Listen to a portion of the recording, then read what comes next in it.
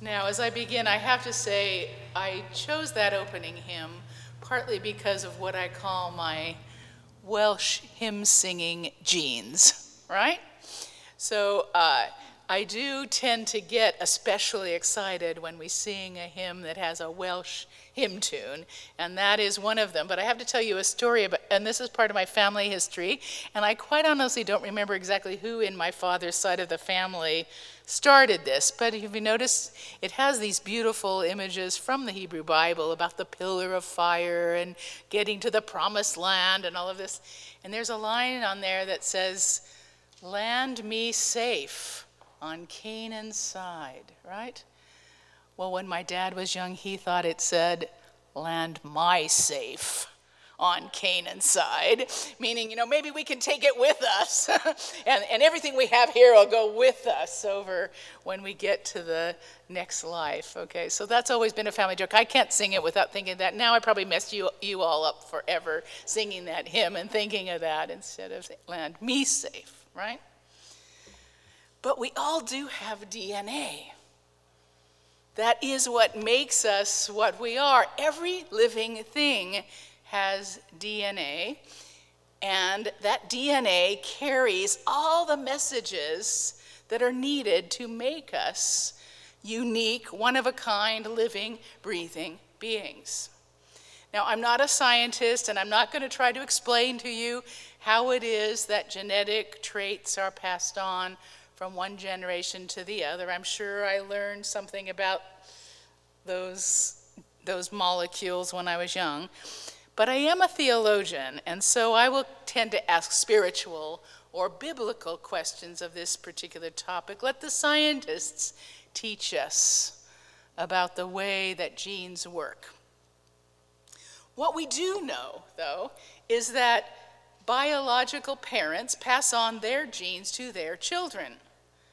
So the physical traits that make us who we are do come to us from our parents and their parents and their parents.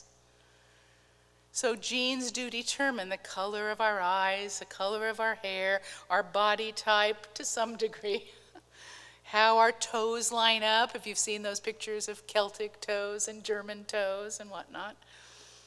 Our ethnicity is passed on through the DNA of our ancestors. And we now know that genes can also determine certain diseases like breast cancer or cystic fibrosis. And science has learned how to map these genes and even manipulate genes. And this grand knowledge has now raised ethical questions for us as human beings. Now, I think that most of us would accept the fact that physical traits, good and bad, are passed on through the DNA of our ancestors. And I think we would agree that certain traits do persist. Yes, they do, throughout our family history. But there is some research that suggests that other kinds of qualities might be passed on through our genes. So a tendency toward addiction and alcoholism might have a genetic basis. There are some studies that talk about how trauma suffered long ago might be passed on to future generations, that it is in the deep memory of our cells. Some would suggest that a tendency toward criminal behavior might be passed on genetically. Many believe that temperament and emotional makeup are passed on. There is even a book, which I find fascinating, called The God Gene, that suggests that some people are genetically disposed toward spirituality more than others. So if everything about us, including our spirituality and our moral inclinations, are determined by biology, then where does that leave us? It means that we can blame all our faults and foibles on our parents or on some ancient ancestor we never met. Now, I'm pretty sure that the prophet Jeremiah knew nothing about DNA or even about genes, as modern science does anyway, but he did know about the generations that had gone before. And he knew what they believed about how the tradition was passed along. And in our morning lesson, the prophet also seems interested in how sin and righteousness are passed on, how bitterness and spirituality might be passed on. The parents ate sour grapes, he says, and the children's teeth are set on edge. Now, at first glance, the Hebrew Bible seems to teach, and I know the rabbi's right here, so he can talk to me about this after church. The Hebrew Bible seems to teach that the sins of the parents are visited upon their children. It's right there, maybe, in the second commandment. Children will be punished for the sins of their parents, it says, although it also says they'll receive a blessing for generations to come. Okay?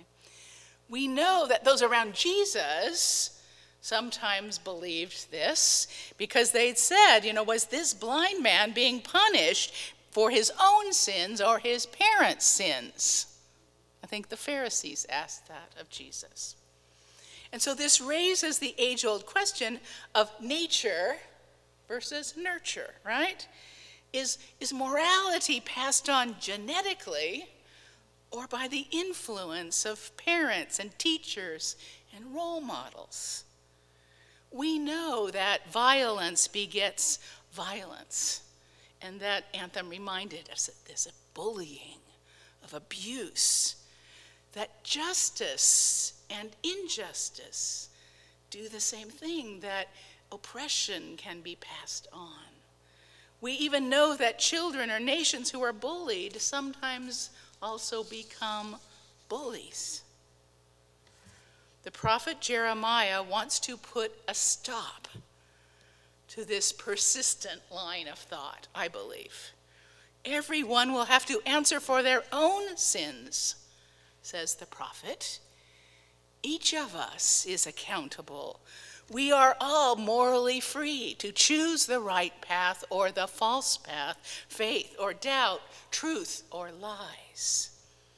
Of course, our parents give us their DNA, and yes, our parents and our teachers instill in us their values, good or bad, but we are all children of a living, loving God, and we are all created in the divine image and capable of choosing for ourselves, with God's help, how we are to live. Now, we Christians tend to see Jeremiah's prophecy of the new covenant as pointing us toward Jesus. But a rabbi, not Rabbi Eric, a different rabbi once told me that God wanted to write the law on our hearts to help us get it right, because at that moment in history, they weren't getting it right. If the law is written on our hearts, it will be something like spiritual DNA, persistently calling us to live as God would have us live. Jeremiah's is an open and inclusive prophecy, I believe, unlimited. They will all know me, says the prophet, from the least to the greatest. Clearly, we are not there yet, are we? As people of faith or as children of God, certainly as human society. We do know, however, that it is possible to learn, to grow, to change even. We've seen how alcoholics and addicts have been able to recover through prayer and 12-step groups and lots of persistence. And we've also seen how gang members, you read Gregory Boyle's books, is it Father Boyle? Right, yeah. We have seen how gang members and prostitutes have been able to turn their lives around with lots of love and support and therapy, and such a turning is possible, if not easy. We have seen how some children learn racism as they grow older. We all know folk who have become increasingly bitter and negative over time, sour grapes, right? So Paul urges Timothy to persist in the good teachings he has been given, to persist in good works, to persist in living by the word and by gospel values: love, joy, compassion, justice. What Jeremiah and Timothy both teach us is that we can choose to follow these biblical values as they have been passed on to us or not. We can choose these values and choose what values we will teach to our children, if not our own children, the next generation. In our world, we see teachers of righteousness and teachers of wrongness. We see teachers of grace and kindness, and we see bullies.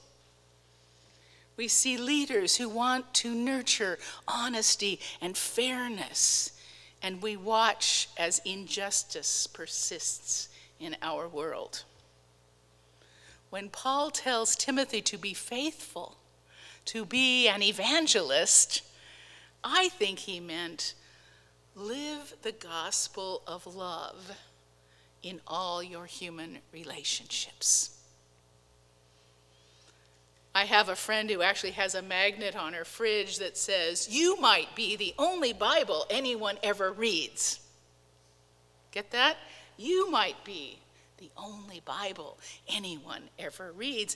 We may not think of ourselves as evangelists, and certainly evangelist and evangelical are slippery terms just now, but the evangel is the gospel. And all of us are called to live the gospel, whatever we do for a living, whoever may be influenced or touched by our presence and by that presence of Christ within us. So, the genes that we are given by our ancestors are persistent in the way that they pass on traits over the generations, and the nurture that we have gotten from our parents and grandparents has passed on deep values and beliefs, some good, some not so good. And all of us have had teachers trying to influence, some wonderful, others harmful. Our physical traits, whatever they are, may be difficult to change, but that is what makes us unique, one-of-a-kind children of God. And so Jesus tells a parable about persistent prayer. There are people, he says, who will do the right thing for the wrong reasons. People who seem not to have the law of God written on their hearts. People who are indifferent, impatient, even unjust. But in this parable, even the unjust judge chooses justice. Why? Because of the persistence of the widow begging for justice. The point of the story, pray. Pray persistently. Yes, be persistent in faith, to be sure, and seek justice always. But more than that, God is never going to give up on us. For me, that is what Jeremiah and Paul and Jesus are all saying. God's gracious love toward us is more than persistent. It is unending, unfathomable, boundless. Jeremiah and Paul and Jesus are all on the same page in a way. They are saying that justice and righteousness will prevail. Now, we have all been exposed to values and teachings that are contrary to the gospel. And we have all made choices that take us down the wrong path. Thanks be to God, that is not the end of the road. Grace abounds. justice will prevail. What are the deepest, truest values that you have been given in life? Give them to those you meet. Embrace the living word you find in the Bible and in your heart, and be the living word, always and everywhere. So be it. Amen.